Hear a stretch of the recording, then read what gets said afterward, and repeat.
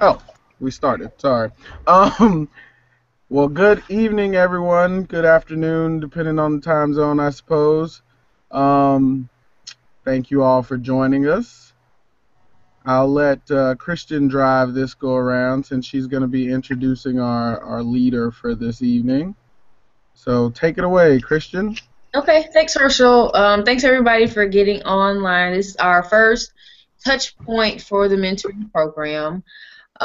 So before we kind of get started, can everyone just give brief introductions? And I can start with myself, of course, Christian Blackman. I'm the chapter president for the Chyrl chapter, and the Now Generation coordinator, and I work at the Department of State in Washington, D.C.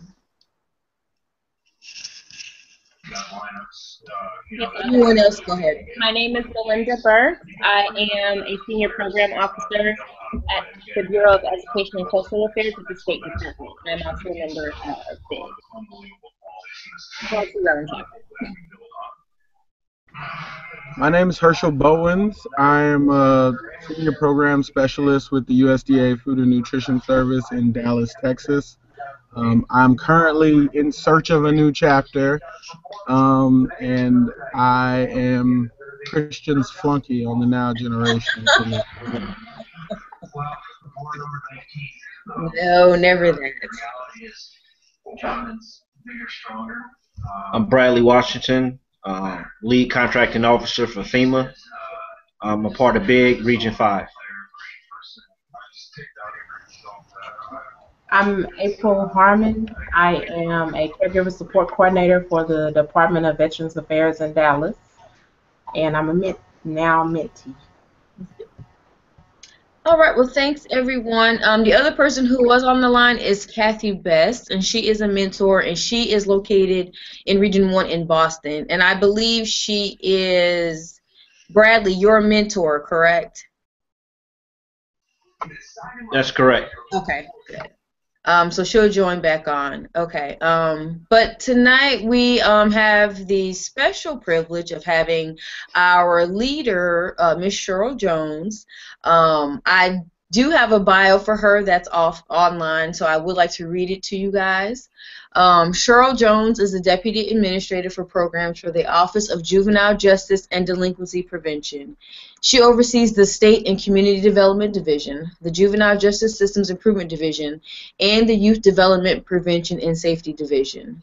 These divisions encompass many of OJJDP's major programs, including Defending Childhood, the National Forum on Youth Violence Prevention, the Supportive School Discipline Initiative, Prevention-Focused Community-Based Violence Prevention Solutions, Mentoring Tribal Youth, Internet Crimes Against Children, Missing and Exploited Children, Aftercare, and Systems Reform.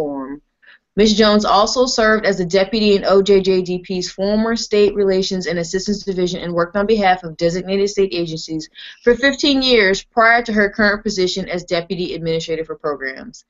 Before coming to the U.S. Department of Justice, Ms. Jones worked at the U.S. Department of Health and Human Services, the National Governors Association, the University of Maryland, a local consulting firm, and she also did a brief stint at the Department of State.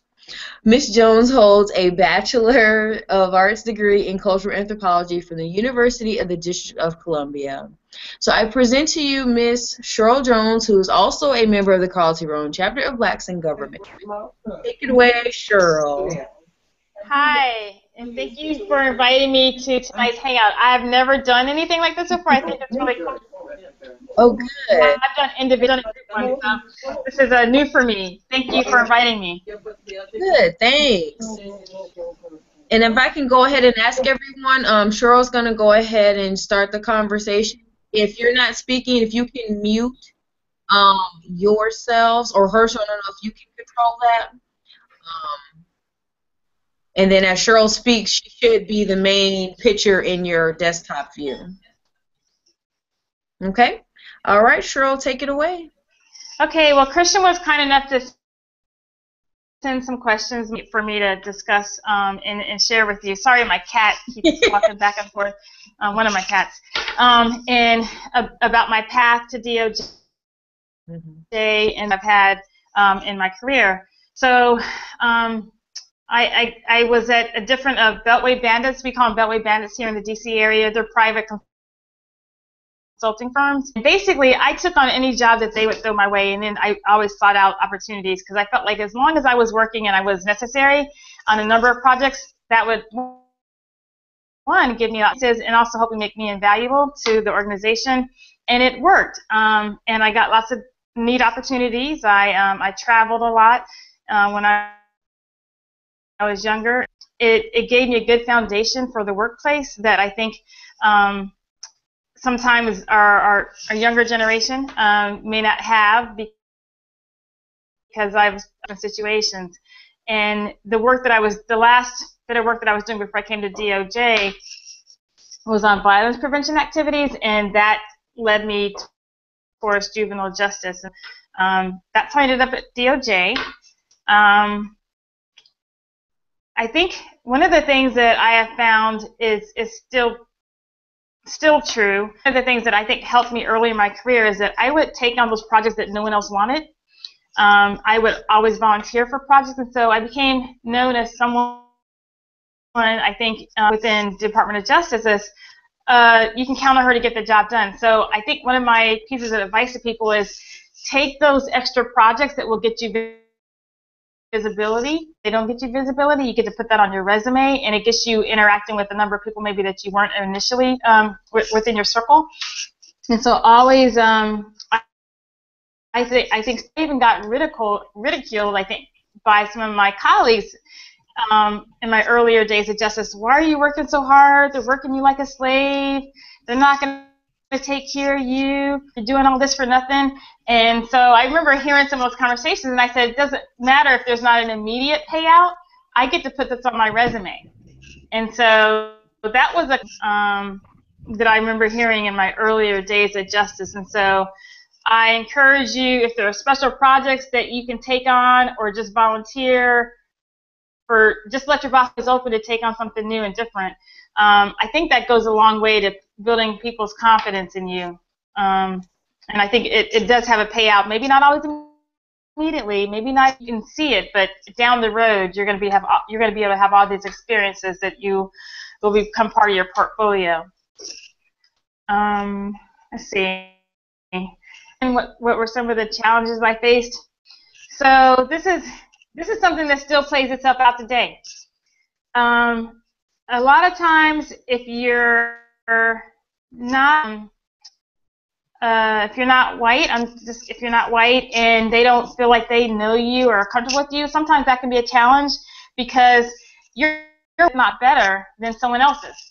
But because maybe we don't have the same what's the way to say this, ideas about networking that others do, then that can be a hindrance, and that's something I'm still navigating, quite frankly, and I find it still a bit of a challenge. I've tried over the years, but I think I perhaps could have succeeded even earlier in my career more than I did had I learned that valuable tool about networking. Because to me, that was, it was like a dirty word, but I had to change my thinking about it and how I could actually use it to help me. Let me see what else. Factors to how I achieved membership in the SCS. I think building that reputation. I was telling Kristen earlier, she has built a reputation within ECA so that even when she goes someplace else, where she is now, her reputation precedes her. So I have a name and a legacy, if you will, within my particular agency, and you probably all are building the same thing within your agencies. And so you want to build a good name as someone who can be relied on, counted upon. Team player is huge. There are so many people that are super smart, but no one wants to work with them. And being flexible. And flexible is like a broad catchphrase, I think, sometimes that people throw out there. Being flexible means like if your administrator or director says, okay, we're going down the road, but then they change, they're going to go down right now, you got to just roll with it. And sometimes that's really hard for us to do because we might put the time and energy going down the middle of the road, and now we're being told to go to the right. And so being that team player, being flexible is huge. And for me, in my role, the people that I seek out to give opportunities to are the ones that I don't have to hold their hand, I know can can take direction and run with it, and I can trust them to get it done. And hey, look, we're changing direction tomorrow. They're not going to give me a bunch of back talk, and they're just going to say, darn, Chyrl, really? Okay. and go with it. I'm trying to think of questions. So being flexible, communicating, being reliable, being trustworthy, and having discretion. A lot of times things have been shared with, I'm sure as you over the years, where they're just telling you something, your manager might tell you something that they're not telling other people. You got to be able to hold that, because it's amazing how small offices are, and everything gets around. And so I think that's helped out a lot too. There's been some situations that have happened where my supervisors told me information about a project or issues or whatever, and I held it, and they knew I held it, and so that built their confidence up in me. And these sound like really silly things, but it's helped. And then about the balance, tips on achieving balance. Once you get to where you want to be, I gotta tell you, I'm still figuring that one out, because I became an SDS last March, and I have been putting in 12-hour days almost since I started. Up until the last couple of months, I've been trying to get better about work on time. When I say on time, I get there about 6:45, and I leave, nowadays, I leave around 5:30, which is pretty decent for me. I don't think it has to be that way. I guess the nature of what we have going on right now in our office and our current political structure. So I'm still trying to work on that balance issue, and set some boundaries. So that's kind of it in a nutshell. I just think you have to build a name for yourself as someone that people can count on to get things done. And so, any questions? April, Bradley, do you have any questions? Any initial thoughts?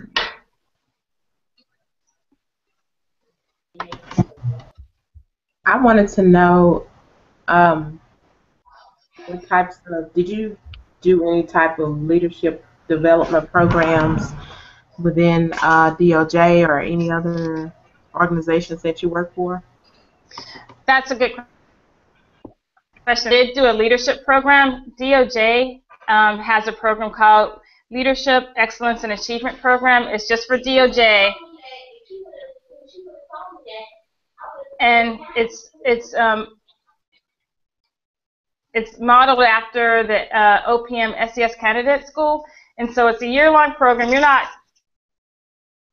gone off-site for a year. You're only gone off-site for 2 weeks, and they're not even 2 consecutive weeks. But that was a leadership program that I thought was really useful to help broaden my approach leadership and recognizing some particular tenets. And they based their whole curriculum on this book called Leadership Challenge by Posner and Kouzes, Kouzes. So there's some tenets like model the behavior and enable others to act. And you just try to make, there's 5 tenets, you try to make them part of your everyday work life, and it was really helpful. So I strongly, and then I actually recently just went to Harvard for 30 days earlier this year, and that was a wonderful experience too. So definitely, if you can take advantage of leadership training, you should go for it.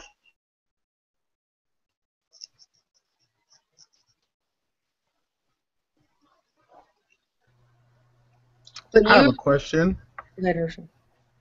How was that leadership training at Harvard, and was that the first time you've been out there? So the program I went to was the Senior Executive Fellows Program, and that was time at Harvard. If you would have told me 5 years ago, 3 years ago, 10 years ago, I would ever go to Harvard, I'd be like, get out of here. But they had this program. DOJ, particularly, or OJP, the part of DOJ that I'm with, they're really good about training and leadership programs. They encourage staff to do all these different types of leadership programs, and so you have to compete. So I had to put an application together, and there's 3 of us that were selected to go to Harvard this year, and that was an amazing experience. So you actually stay up there on campus. They put you in the graduate school in Soldiers Field, and it was every day you had class, and then 2 weekends you had class, and they're all day. It's no joke. I've never. They give you. It's all about case studies, and so the real life situations that have happened either in recent times or sometimes past histories, different presidential administrations.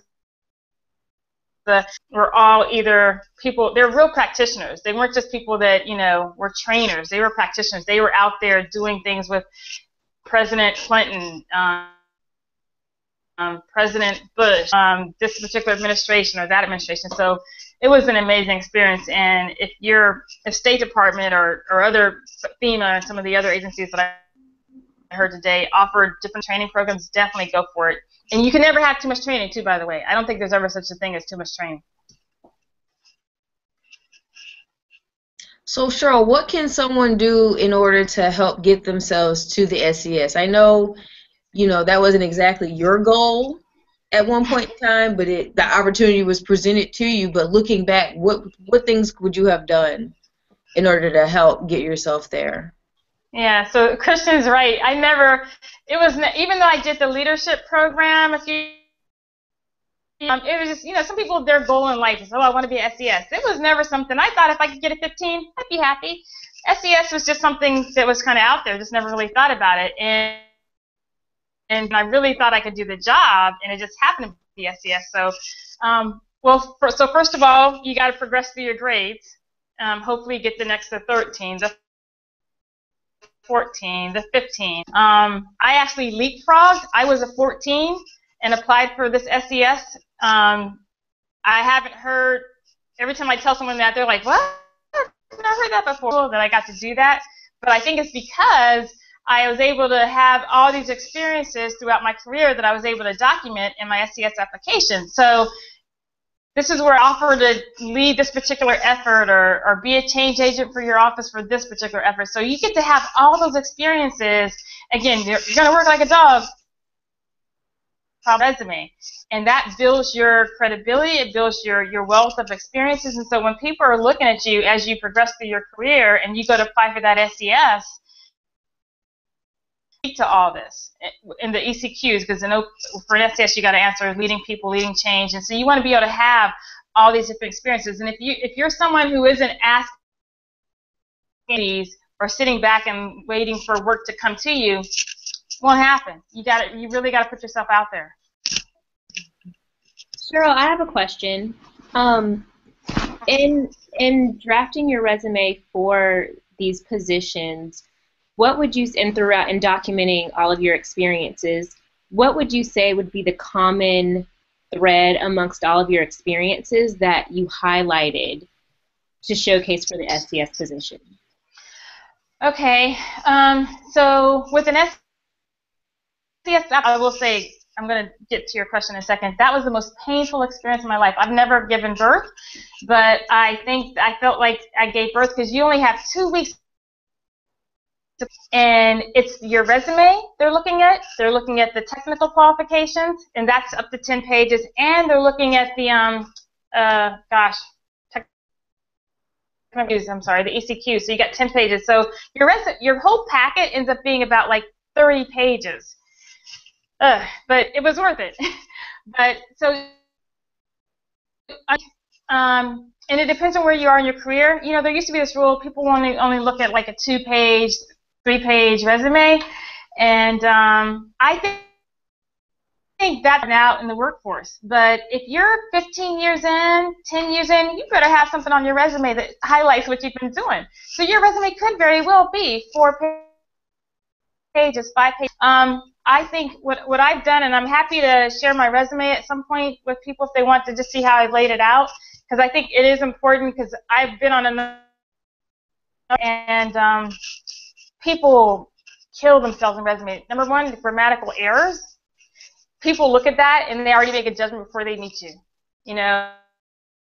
Instead of eyes look at your resume, because they'll see things that you don't see. So hopefully when I share my resume with you guys, you won't be like, oh my gosh, she's got that typo on there. But so definitely have other people look at your resume. And then some of the general descriptions of my activities, but then I'll have selected highlights. of things that I thought were really critical that shows my leadership skills. For each position that I've had, even though I've been at Justice and I've had different positions, throughout the time, I have selected highlights for each. So I think that's one way to capture. For example, when I was at State Department, I have some of the things that I was able to help put in place there. I tried to put in place there as selected highlights. I talked about my general responsibilities, but then I still was able to highlight the fact that I tried to improve. I don't think I called it employee morale, but just functioning of the division, which is BlackBerry, through telework and just other things that I tried to make happen while I was there. And this is the thing about resumes, guys. And I know you know this already. You got to lie, but you have to embellish, because if you just state it like factual, that's not interesting read. Resumes need to be something that grabs people's attention. What's laid out, but also the information, like the selected highlights, the descriptions of what you did. You want to grab the attention. So if you're not an exciting writer, which I'm not, I run my stuff by them and I say, can you say this better than I said it, but still make it true? And so I have a core group of friends that help me with they reviewed my resume, they reviewed the technical qualifications, the ECQs, and they took my words and made them like basically saying off the page. Good writer, definitely enlist them, because people pay a lot of money for these applications if you want to. I didn't realize that you could go out and pay like $1,500 to $3,000 for someone to put their application, your SES application together. I don't have that kind of money. So I have some friends that they're much better writers than I am, and so they were able to take my words and make them sound a lot better. So people, and you're exposing yourself, in a way, because you're putting all your stuff on the paper and in terms of what you think you've done and your accomplishments. But if they're real friends, they're going to be willing to help you. And so you're documenting what, like 10 years? So you're allowed to go back like 10 years worth of experience? Or? Yeah, you can go back 10 years. Really like more recent examples, because even when I was putting this together, one of my friends who was helping me was a former SES, and you're spending too much time way back in in the annals of history. You need to give more recent examples, and so that really limited time, and most of us aren't used to talking about ourselves and bragging about ourselves, and so you really have to get past that and start putting it on paper and sell yourself. That's the other thing. I think you have to sell yourself on paper. You have to sell yourself in person. People want to feel like they have a connection with you, and that's hard to do on paper. Through the door, if you can get through the door, if you can make that first hurdle and get through the door, and you make that eye contact and you make them feel like they know you, like they like you, that's the key to a relationship right off the bat. So they feel like, oh my gosh, I could work with this person. I could see this person on my team. So it sounds kind of hokey, but it's actually true. Unless they've already got so much does happen. Well, yeah, if you're definitely willing to share your resume, yeah, we can definitely pass it on to April and Bradley. So we definitely appreciate that. Okay. Mm-hmm. Yeah, because I was gonna say I'm open and to helping people. I've done this in the past where if people shoot me their resume, happy to help work with them on it. But my time is so much more limited now, so it might just be easier to just pass it on, and then you can take what you want, Matt, whatever you feel like doing, if it's helpful.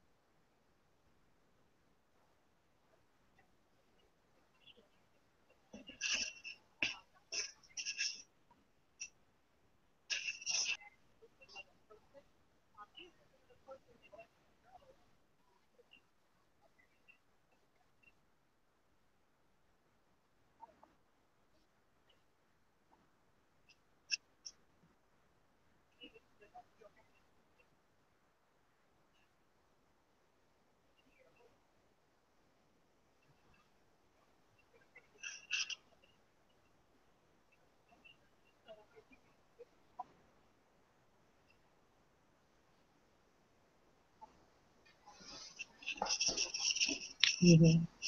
Yeah, right. No, and what you said is key is about results, because that's one of the things that I read about in preparing for my application, for my SAT application. You should write in this form called CAR, context, action, result. And so the resume may not, although I think it is very helpful, the narrative that I had to put together for the application. And I do think that that's an important thing that people miss. I think you're right on point with it's just listing a bunch of tasks. What are some of the key things that, you can speak about, and then you got to be able to, articulate those if you get through the door and actually have a meeting or interview with somebody. I also say, I think sometimes and I don't know how much this happens, but sometimes as Black people, I think we don't share as much with each other as we. So I'm excited about this forum right here, that you guys are all coming together to figure out, ways to help each other move forward in your careers. And so I just think that's a beautiful thing, because it doesn't happen as much, and I'm always surprised. And particularly, I know you've seen this or you felt this, the higher you go, the lonelier it is. Mm-hmm.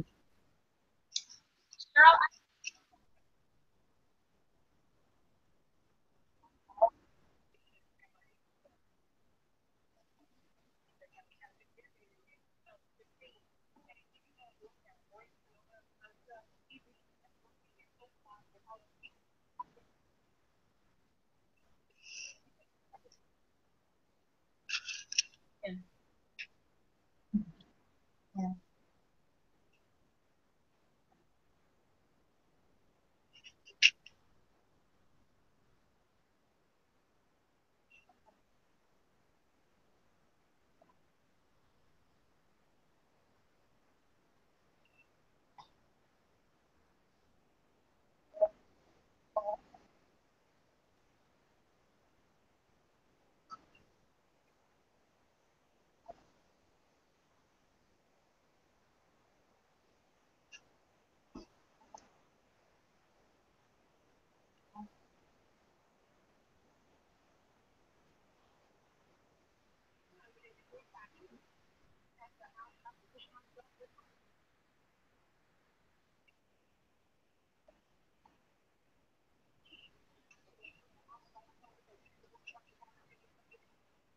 That's true.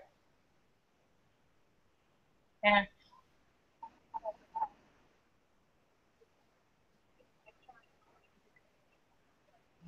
Yeah, and one thing, you made me think about something in my career because I came in as I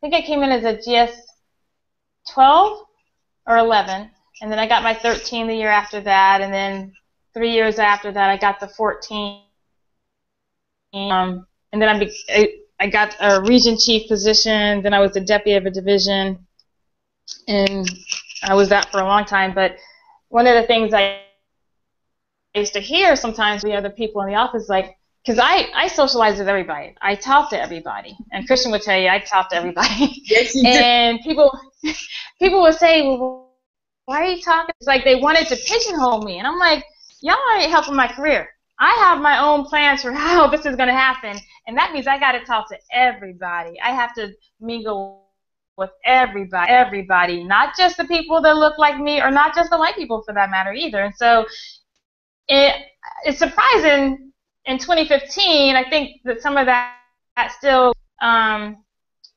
but again, I think if you're about your work, I think you're right. Just doing your work is not enough. Even doing your work twice as good is not enough. You have to have those relationships with people. And again, it took me a while to figure that one out, because I used to think that my work should stand for itself. But somewhere in my mid-30s, I think, like, oh shoot, I need to go around that other person and smile and joke and everything with that person. And at first it felt kind of weird and it felt a little fake. But the more I talked to people and just got to know people, I'm like, okay, I see there's a connection here. We can have this connection here, and I can have this connection with this person over there. And like you said, when it's time to get something done, all I got to just pick up the phone and say, like, oh, hey, so-and-so, can you make this happen for me? And it's so much easier because I've made those connections. Chyrl, you actually segued into a question that I had for you. Do you have any advice or tips for those, as we're talking about networking and creating strategic relationships, do you have any advice for those who it may not be easy to network and speak with people and be social? You know, you have introverted personalities, and sometimes it's just difficult, and they want to make those connections and they want to make those relationships, but like you mentioned, it doesn't come naturally. It's a bit awkward. So do you have any transition and advice for those people? Okay, so you may not believe this, Melinda, 'cause I think I'm an introvert. I have taken that Myers-Briggs test, and it came out, this was a few years back, that I was an introvert. However, I think on my job, I'm not, because it required me to not be an introvert. I saw that being an introvert on my job was hurting me. Early 30s, I had to make an active change, and because we have conferences, and when we go to conferences, and I'm still exhausted at the end of the day, or even at work, I am done. Some people get their energy up talking to people. No, I'm done. I'm spent. But I knew I needed to do it for my job, so I actually made an active effort to change my way of being in the workplace and in my personal life too. And I just put myself out there, and like you said, it still feels awkward now. Sometimes making small talk. I've gotten more comfortable with it over the years, but you have to force yourself to start with small talk. I start with small. Oh, really? You know, this little silly stuff, and then it slowly just morphs because people want to talk. That's what I found out. People want to talk. They want to tell you all about themselves, and so you just started. But it was a process of me forcing myself to be that person because it did not come naturally. And now I'm actually kind of proud. Years ago, I am not the person I was 10 years ago, but it was an active choice and work to get past that. Because I would rather go to the conference, see ya, go to my room, go walk around town by myself. But I know because it's important to build these relationships, I will not do that. I will go out and have dinner with people, enjoy it, and then go home. So it's putting yourself out there in ways that aren't necessarily comfortable, but it does get easier over time, I will tell you that.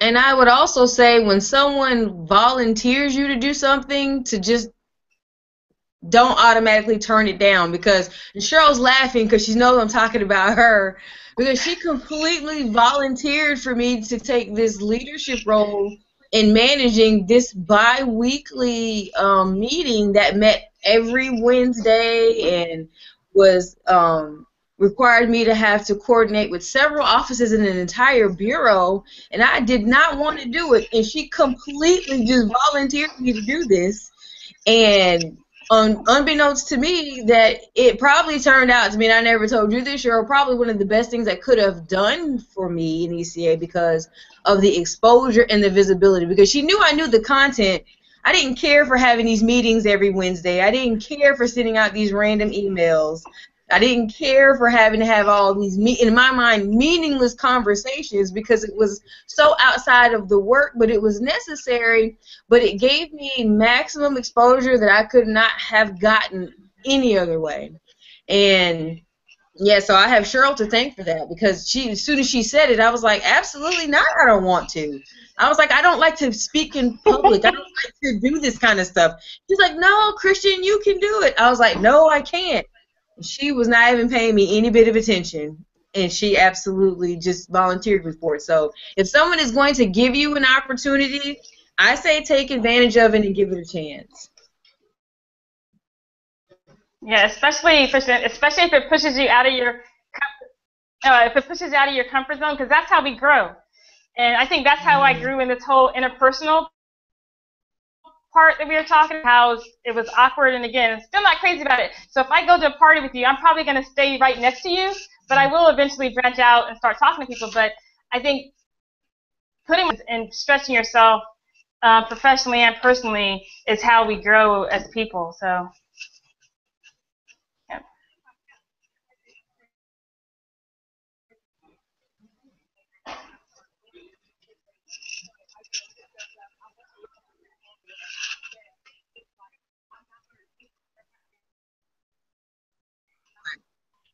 Right.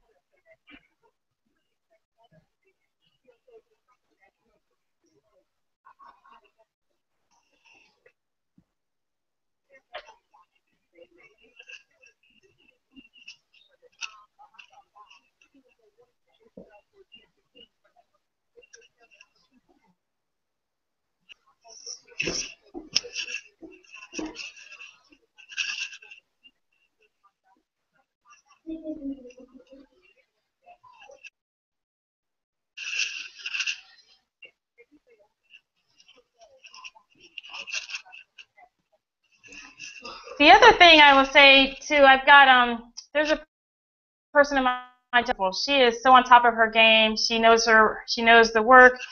She knows how to get things done. But she has a bad attitude, and I've talked to her about it, and I've told her she's holding herself back with that attitude because no matter how good she is, people are going to have to deal with that person because she's always sour, she's always whatever, and I'm working with her to try to get her past that, but it may just be who she is.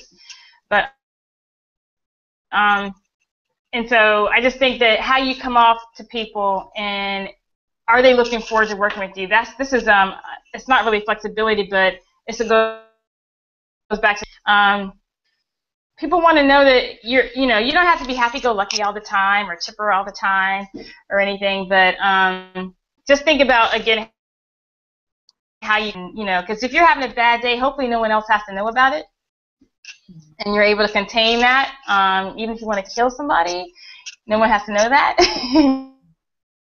You can contain.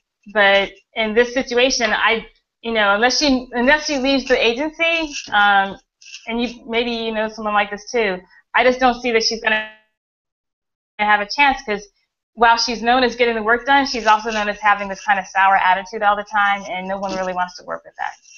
So, Chyrl, I have a question. So with, I think we've all had those moments of working with a challenging colleague. So as leaders in training, what suggestions or advice would you have for those to turn that challenge into a developmental opportunity as a leader?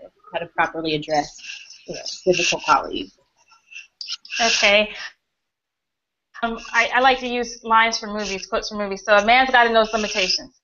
That is from Clint Eastwood, and what is that movie? Oh gosh, one of my limitations is I make decisions fast. Sometimes I can be too fast and not have all the information that I need, and so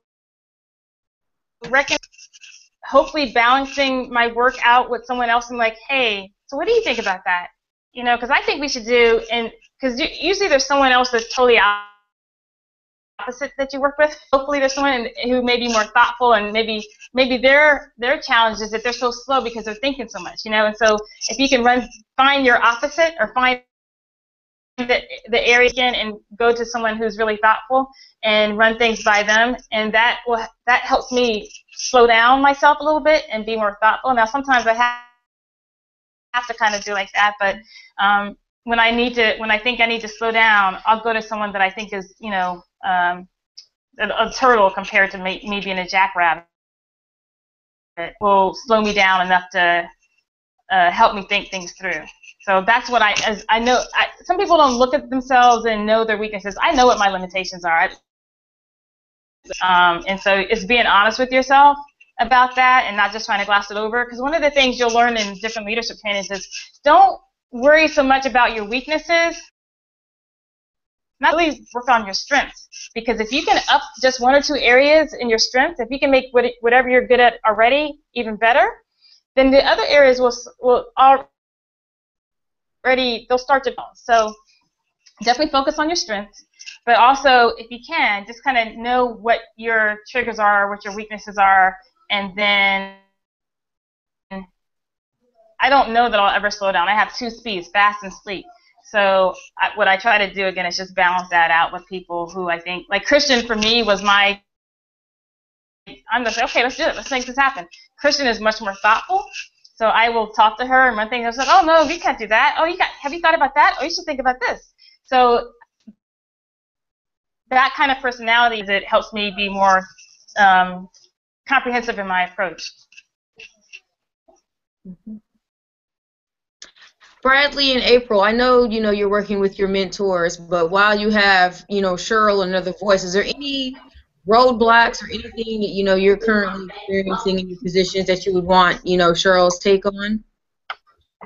Yes, it's Bradley. For me, I've tried to volunteer and for different projects and just to get myself out there. It's hard being a contracting officer because it's a position where you're the only one that can do the job. So that's all they look at you as a contracting officer. So how do I get around? I'm actually trying to get out that series right now to get in another series that's more visible and give me more opportunities for leadership position opportunities and just to be more well-rounded. Do they offer details at your job? I presented a detail to my immediate supervisor and she turned it down. So I've tried to do the details as well. How long were you asking for? It was just for 3 months. I even said it was through the FEB, so I was either going to go as low as 1 to 2 days a week. So I was flexible in how long I would be gone. And was there a rationale that she felt like, oh, Bradley, you're the only one that can do this job? Yes, I'm the only one that can do the job, and how does it benefit the agency?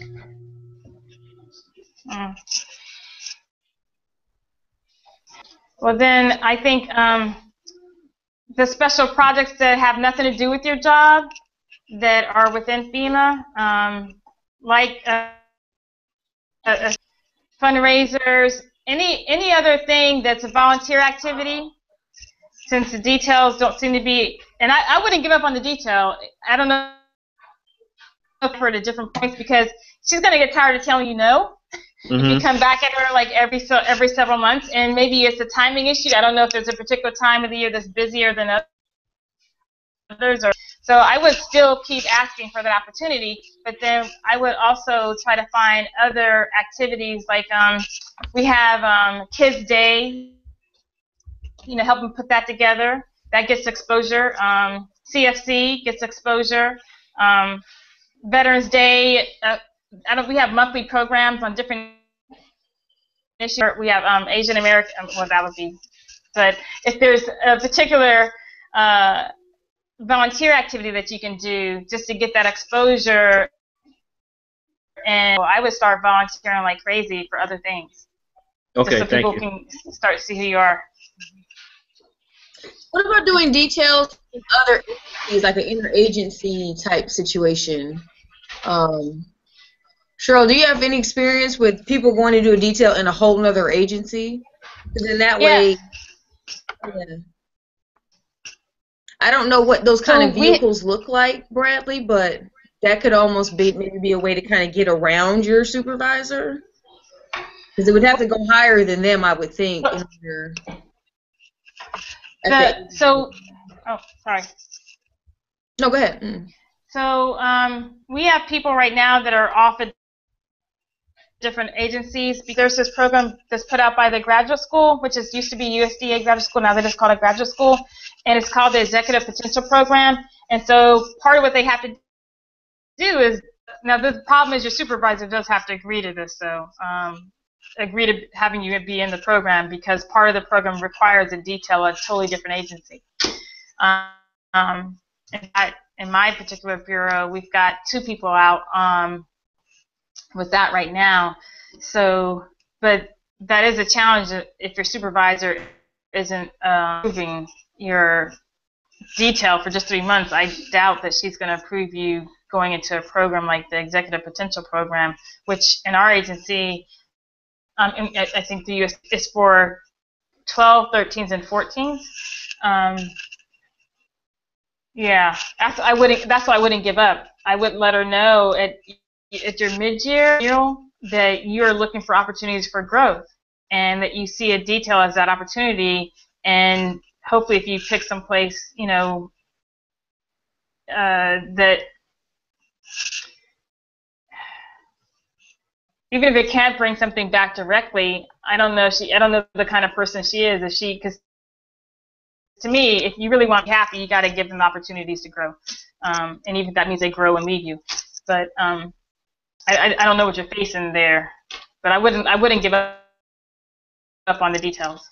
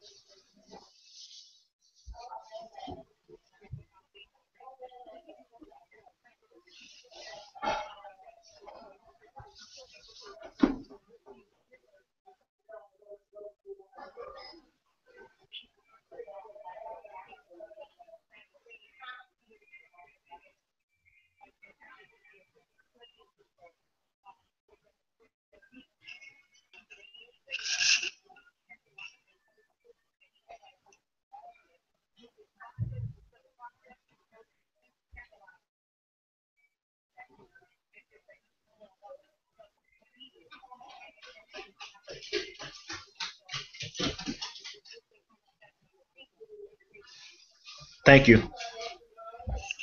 And then sometimes I will say, I think, Bradley, sometimes you just have to leave.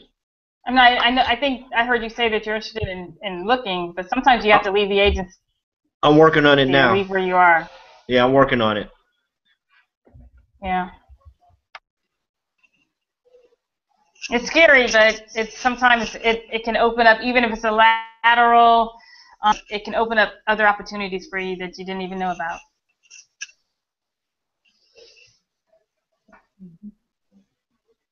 April, was there anything that you wanted to kind of pick Chyrl's brain on?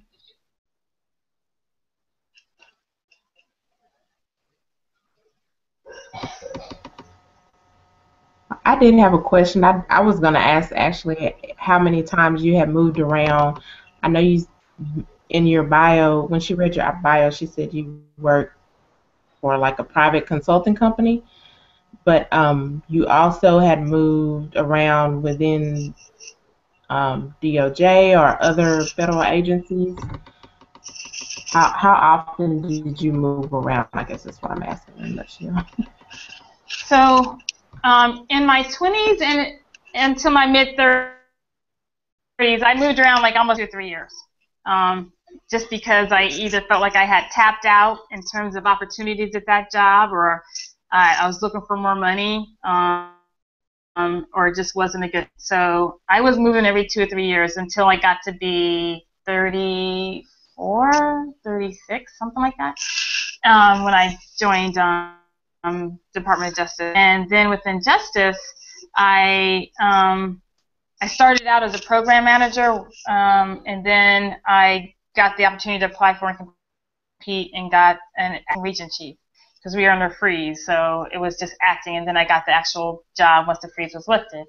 And then I did that, and I was then able to use that to, a few years later, apply for, because people retire, they move on, and so opportunities come up, apply for the deputy position. So within Justice, I've had different positions. I was the deputy of the division for a long time, though, for, I don't know, almost 14 years, 10 years. But so before I got to Justice, I was moving around a lot, and then within Justice, I just kept moving up is what I did instead of around. I just kept moving up. And I think you got to do that sometimes to find out what you really want in a job. Most times I knew within the first 3 months this is a good fit or this wasn't a good fit, and that I was going to be looking to go. And looking for a job is a full-time job, and you have to be really committed to it when you've made that decision that it's time for you to go. Because there's so many people out there now with degrees or experience, and so you're competing against so many more people nowadays that you really have to be on it and sending out stuff, or not sending out stuff, I guess doing day jobs if you're staying with the federal government on a regular basis. But I think it also depends on your life, where you are with your life, and what you're interested in doing. If you're comfortable and you got a good thing, you don't want to rock that because you get to telework, 4 or 5 days, and that's what's important to you because you have a family, then if you're interested in doing more and working 12-hour days, then go for that next thing. Not that it doesn't have to be 12-hour days, but that's one thing I've thought about. Years past, I could have applied for other positions, and I didn't. Number one, because I wasn't just hungry to get a 15 or an SES, but because it was just what had a good gig going on. I had a leadership role. I knew my staff that I supervised really well. I had it down to a well-oiled machine, and I was going through this is where I want to be for now. So it's almost like be careful what you ask for because you just might get it, and then you got to deal with it and make the best of it. So answer to your question.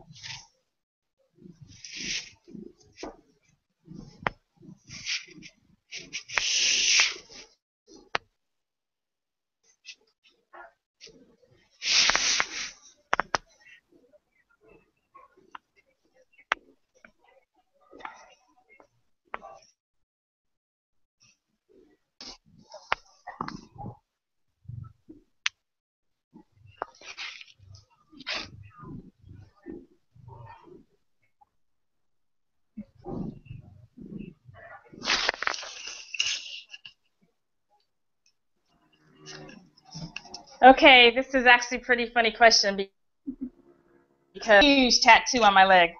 Huge tattoo on my leg. It takes up one of my whole legs. Now, I didn't get that tattoo till a few years back. And if I had gotten it early in my career, would that have affected me?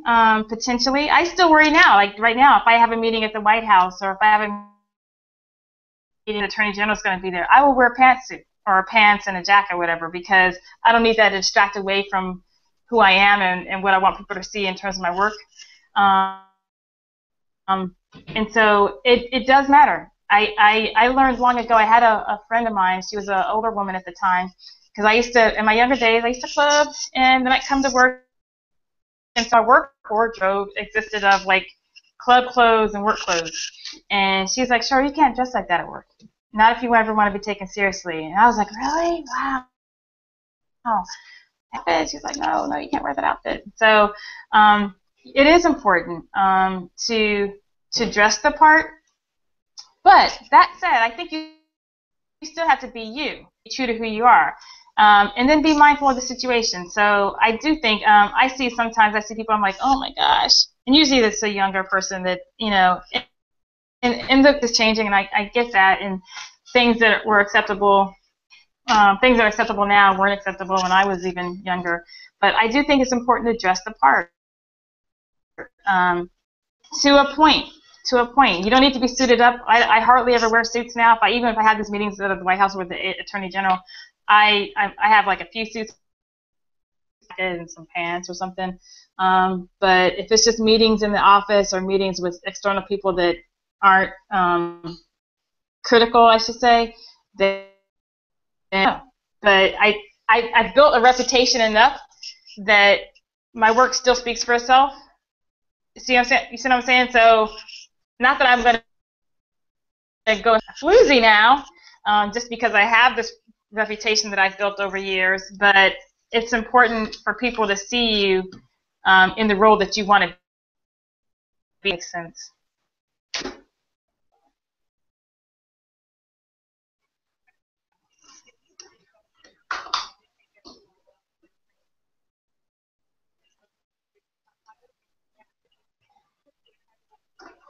Uh-huh.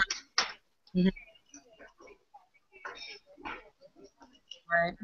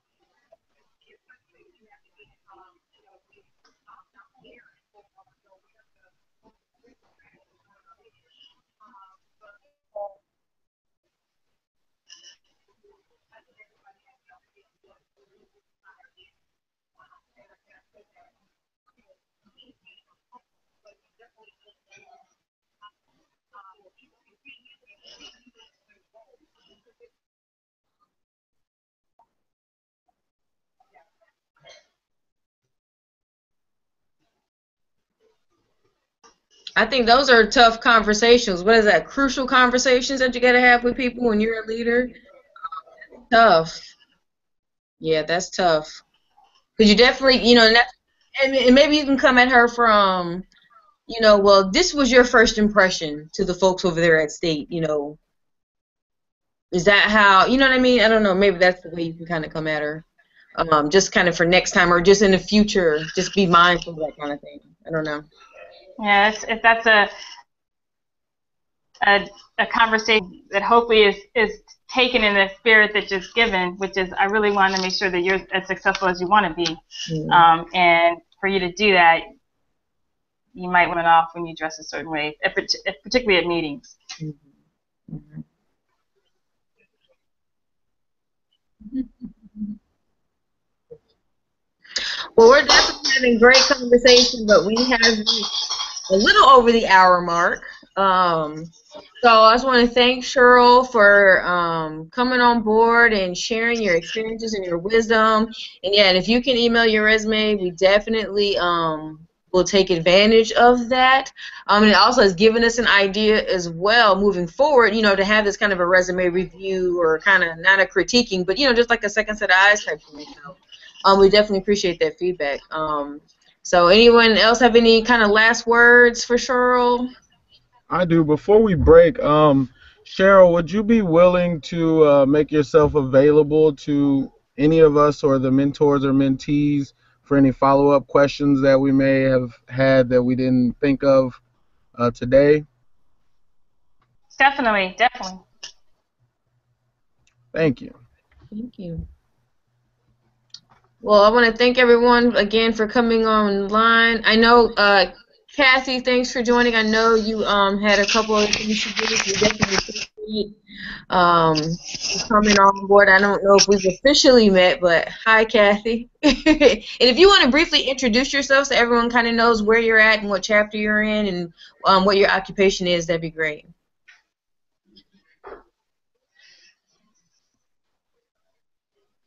Are you on mute, Kathy? Herschel, can you unmute her? She has herself muted. Melinda, did you unmute her? Unmute her, Melinda. Is she unmuted? I don't. Okay, Kathy, I think you're good. No, she's still muted. Oh, can you turn your volume up on your phone or? Did you mute her, Melinda? It says you muted her. Oh, really? Okay. Oh. Wait. Oh my gosh, I don't know how to unmute her.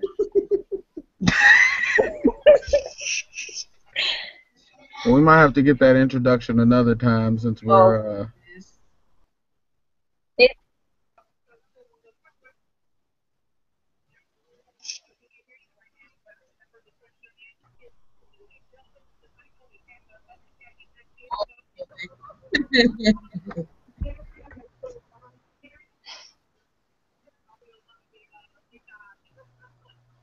Oh boy.